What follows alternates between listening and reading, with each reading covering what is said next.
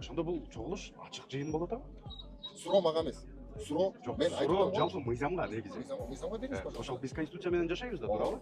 Ошол конституциянын негизинде сурап атам да бул нерсени мен сизден. Мен сизге жалпысынан Кыргыз Республикасынын мыйзамын айтып атам. Бизде Кыргыз Республикасынын мыйзамында маалымат айкындыгы деген нерсе бар да. Туурабы? Сиз 23 статьяны айтыңызчы мага. В соответствии с законом о средствах массовой информации, журналист не имеет права снимать. Кыргызча сөйлөй аласызбы? Кыргыз Республикасынын негизинде журналисттер тартып деген. Биздин укугубуз. Бирок мен сизге айтайын. Жок, сиз жаңылыштыңыз. Ошол мыйзамда сиз жаңылыштыңыз.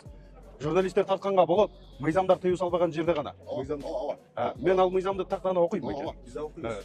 Колумду кой берсеңиз.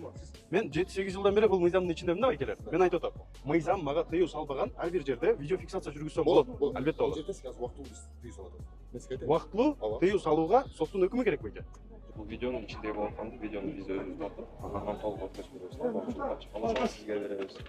Негизинде журналисттик баарына биз өзүбүз баракчабыз аркылуу беребиз да. Бул видеонун ичинде болгондо видеону биз өзүбүз тартып, анан толук өткөзүп беребиз. Коомчулукка чыккандан сизге беребиз. Негизинде журналисттик баарына биз өзүбүз баракчабыз аркылуу беребиз да. Байке, азыр мен кирип видео фиксация жүргүзүүм кооптуу жагдай жаратабы?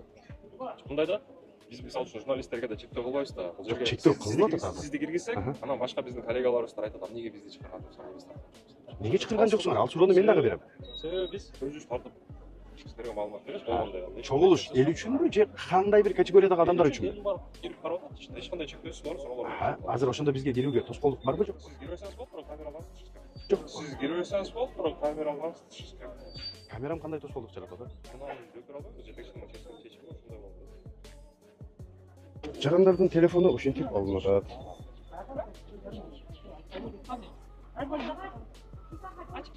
Не максатта алып атасыңар телефон? Соттун өкүмү керек билесизби бирөөнүн телефонун алыш үчүн?